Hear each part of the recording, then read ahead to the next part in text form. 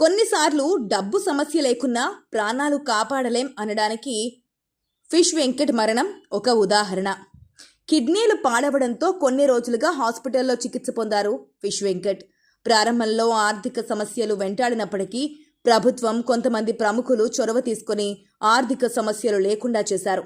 అయినప్పటికీ పరిస్థితి చేయి దాటిపోయింది. 2 కిడ్నీలు పాడయ్యాయి. కనీసం 1 కిడ్నీ అయినా మార్పిడి చేయాలని వైద్యులు సూచించారు. కానీ సకాలంలో ఫిష్ వెంకట్కు కిడ్నీ దాత దొరకలేదు. ఫలితంగా పరిస్థితి విషమించి రాత్రి ఆయన కన్నుమూశారు. కిడ్నీ మార్పిడి జరక్క ఆరోగ్యం క్షీణించి ఆయన మరణించారనే విషయాన్ని వైద్యులు ప్రకటించారు.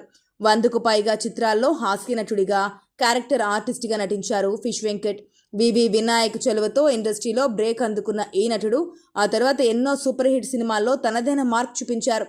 గబ్బర్ సింగ్లో అంతాక్షరి సీన్ ఈయన కెరియర్లోనే ఆల్ టైమ్ హిట్స్లో ఒకటిగా చెప్పుకోవచ్చు.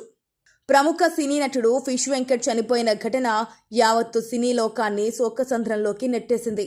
సినీ సెలబ్రిటీలు ఆయన మరణ వార్త పట్ల ఎలాంటి సంతాపంని వ్యక్తం చేయలేదు. కానీ సోషల్ మీడియాలో నెటిజన్స్ మాత్రం తీవ్రమైన దిగ్భ్రాంతిని వ్యక్తం చేస్తున్నారు. ఎన్నో వందల సినిమాల్లో క్యారెక్టర్ ఆర్టిస్ట్గా నటించి తనదైన కామెడీ టైమింగ్తో ప్రేక్షకులను కడుపుబ్బా నవ్వించారు ఫిష్ వెంకట్. ఏడాదికి కనీసం 20 సినిమాల్లో నటించేంత బిజీగా ఉండే ఫిష్ వెంకట్ అనారోగ్యం కారణంగా సినిమాలకు దూరమయ్యారు. గత కొంతకాలం క్రితం ఆయన ఆరోగ్య పరిస్థితి మరింత విషమించడంతో ఫిష్ వెంకట్ని కాపాడుకోవడం డాక్టర్లకు కష్టతరమైంది. కుటుంబ సభ్యులు పాపం ఆయన ప్రాణాలను రక్షించుకోవడం కోసం చాలా పెద్ద యుద్ధమే చేశారు. అయితే ఫిష్ వెంకట్ చనిపోవడానికి కారణం సినీ ప్రముఖుల నిర్లక్ష్యమే అని అంతా అంటున్నారు. మొదట్లో ఫిష్ వెంకట్కి ఆరోగ్యం బాగోలేదు అన్నప్పుడు మెగాస్టార్ చిరంజీవి వెంటనే స్పందించారు. ఆయన తనయుడు రామ్ చరణ్ కూడా స్పందించి ఇద్దరూ సహాయం అందించారు. ఇక ఈ ఏడాది ప్రారంభంలో డిప్యూటీ సీఎం పవన్ కళ్యాణ్ కూడా ఫిష్ వెంకట్ చికిత్సకి అయ్యే ఖర్చులు భరించారు. ఇక్కడ వరకు అంతా బాగానే ఉంది.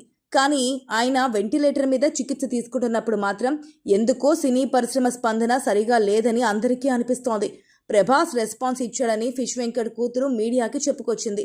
ఆయన టీం మాతో మాట్లాడిందని, కిడ్నీ డోనర్ దొరికితే ఆపరేషన్కి అయ్యే ఖర్చు మొత్తం మేం భరిస్తామని ముందుకు వచ్చారని, కానీ కిడ్నీ డోనర్స్ దొరకడం లేదని చెప్పుకొచ్చింది.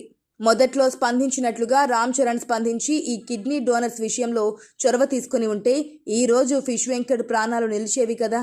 రామ్ చరణ్ తలుచుకుంటే ఎంతసేపు, ఆయన వెనుక అపోలో హాస్పిటల్నే ఉంది కదా అని సోషల్ మీడియాలో నెటిజన్స్ ప్రశ్నిస్తున్నారు. ఇక ఆంధ్రప్రదేశ్ ఉప ముఖ్యమంత్రి పవన్ కళ్యాణ్ ఆయన స్పందించి ఉండుంటే బాగుండేది అని అంటున్నారు. ఆయన ఒక పక్క సినిమా షూటింగ్స్, మరొక పక్క రాజకీయాల్లో క్షణం తీరిక లేకుండా గడుపుతున్నారు.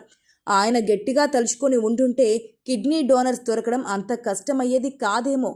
కానీ ఆయన వరకు ఈ విషయం చేరిందో లేదో అని అనుమానం అభిమానుల్లో ఉంది.